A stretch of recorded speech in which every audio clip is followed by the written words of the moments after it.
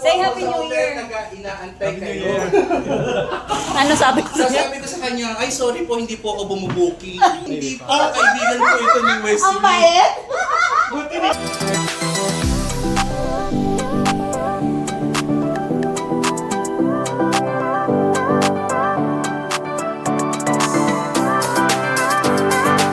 So, good morning mga kabayan. Today is December 31 and ayan, si Uncle Boy ay kakarating lang galing balad.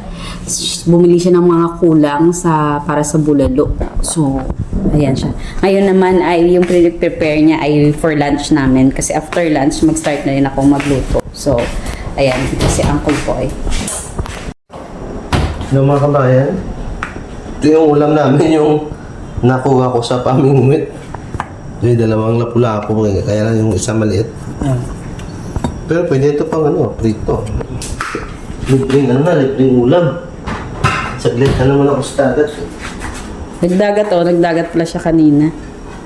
So yan yung nahuli. O, ayan, nilabas ko na rin itong giniling na karne, tsaka itong baka. Para sa lumpia to, ito naman ay para sa bulalo. So yung spaghetti namin, mga 8 pa naman kami mag-start, 8 or 8:30. Ayan, at timing naman kasi day off ni Uncle Boy. So timing lang na meron ako mamayang pagkahiwa ng mga lamas. O, diba, mga kabayan? So if hindi pa po kayo nakasubscribe sa aming YouTube channel, please click the subscribe button and hit the notification bell para mag-update po kayo sa mga after dami na video. So ayan, magla-lunch lang muna kami. After lunch, start na ako magluto. Kasi yung unahin ko is papakuan muna yung karne na, yung karne para sa bulalo. Then after na, pag nagisa ko na at habang niluluto ay gagawa naman ako ng lumpia. Mabilis lang naman yung lumpia. And mamaya pa naman yung lulutuin, irarap ko lang. Then after niyan, mag-spaghetti na ako. Then may cake pa ako mamaya. So, kakayanin natin. Bakit pala? Kakayanin natin mga kabayan. So, ayun lang.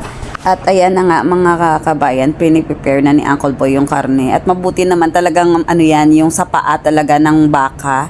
Na timingan talaga nila at hinanap talaga nila yung bilihan yan kasi yung dating bilihan ay sinira na yon, parang ni-renovate. So hinanap nila kung saan naglipat, saan lumipat. So ayun, tagumpay at nakita nila kung saan na nagtitinda ngayon ng mga baka kasi mura lang yan mga kabayan. Kasi pag sa iba 45, 65 per kilo. Yan ay 25 per kilo lamang. So, malaking savings na rin. Yung binili nga ni Uncle Boy ay 3 kilo ng karne ng baka, mga kabayan. So, ito na nga, start of the day na tayo, mga kabayan. So, ito na yung ating karne. So, unang pakulo ito, mga kabayan. Nilagyan ko ng bawang, sibuyas, at saka luya. So, pagkatapos, after 10 minutes, itatapon natin ang tubig para matanggal yung langsa. Actually, may mga kanya-kanya naman tayo ng version, mga kabayan, sa pag-prepare ng ating mga karne. So, ito yung aming version. So, ito, magluluto ako ng bulalo. So, ayan, iniisa-isa ko siyang. Tingnan nyo naman, mga kabayan, yung bone marrow, diba? Yan talaga yung masarap eh. At yan din yung paborito ko talaga. Good job talaga sila ni Uncle Boy kasi natimingan talaga nila yung karne na tamang-tamang pang bulalo. At dito naman sa kabila, si Erwin ay nag-prepare ng kanyang salad. Ayan, si Erwin. Kasama rin namin sa bahay. So, ayan. Si Uncle Boy naman dito, siya yung tagahiwa ng mga gagamitin kong pangsahog sa aking mga lulutuin at mabuti na lamang mga kabayan at day off niya. So talagang meron akong assistant at alam kong mabilis kasi itong magtrabaho si Uncle Boy. So yung kanyang ngayon talent ay panghiwa ng mga isasahog at tsaka paghugas ng mga kailanganin kong kaldero or whatever dyan. So thankful lang na day off ni Uncle Boy. Tumiming naman. So ayun. At ito na nga mga kabayan, ang ating karne. So, para sa ating bulalo, karne ng baka. At nagisa ko na yan kanina, hindi ko lang na-videohan. So, hintayin na lang natin itong kumulo ng mga 2 oras at kalahati. So, slow cook yun mga kabayan. Dahil 2 oras pa yun, so magbabalot na ako ng lumpia mga kabayan. So, ito pala yung aking lumpia mixture. Yung giniling na karne na niglagyan ko ng carrots at patatas. O, diba? Dahil multitasking ako while waiting o while nagbabalot mga kabayan, ayan, naglagay na muna ako ng tubig para sa pasta, para sa spaghetti, o diba? Dapat kasi naka-program na rin sa mind yung mga gagawin, ganun ako mga kabayan. Pag marami akong lulutuin, na program ko na talaga yan sa mind ko, yung mga yung mga gagawin ko, kung ano yung mauuna, ayan.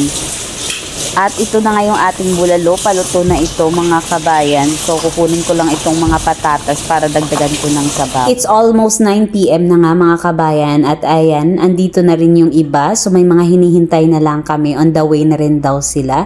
So Happy New Year everyone mga kabayan. So welcome 2025 with positivity.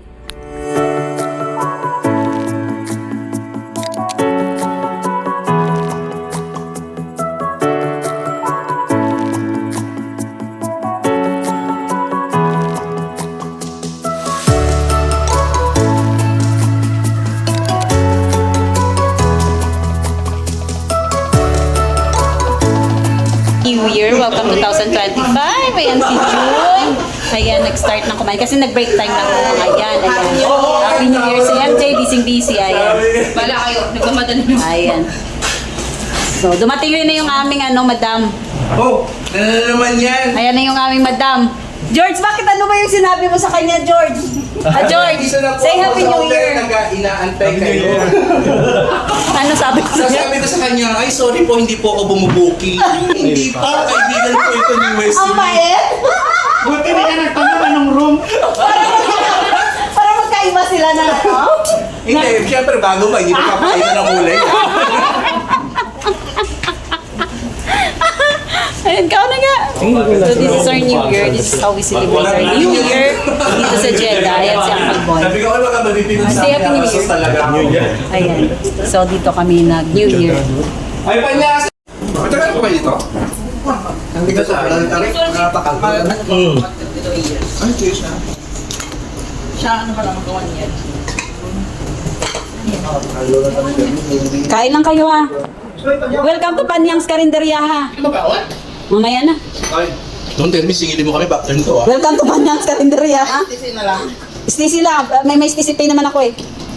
Kain lang kayo ng kain. Wala ka yung takal ko. Bakit hindi ka nakain? Mamaya ha, kakain ako kumain. That's why we celebrate. So it does not give emphasis on Christ's birth, but it gives or emphasizes the death of Jesus Christ. Sabi sa Matthew 1:21, and she shall bring forth a son, and thou shalt call his name Jesus. Yung next ganap nga namin, ito yung pag-games. Actually, wala ito sa program o sa plano, pero bigla na lang naisip ni Mars na paano kaya mag-Pinoy henyo tayo. Kaya ayan, magpe-Pinoy henyo kami. O, diba? Sa cellphone lang yan, in-upload lang ni Mars. So, anong tawag doon? Basta 3 beses sa bawat group. So, each group may dalawa. Dalawa lang naman talaga sa Pinoy henyo, diba? So, ayun. Saan si ano? The words. Ready? Set, open, go. 5, 4, stop. Wala, dapat medyo malapit. Bagay, kayo, hindi, magkakit. And hanggang dito na lang muna mga kabayan. See ya on part 2 for more exciting Pinoy henyo sa Jeddah. So ayun lang mga kabayan. Happy New Year everyone. Welcome 2025. Have a blessed, healthy and prosperous New Year everyone. Thanks for watching.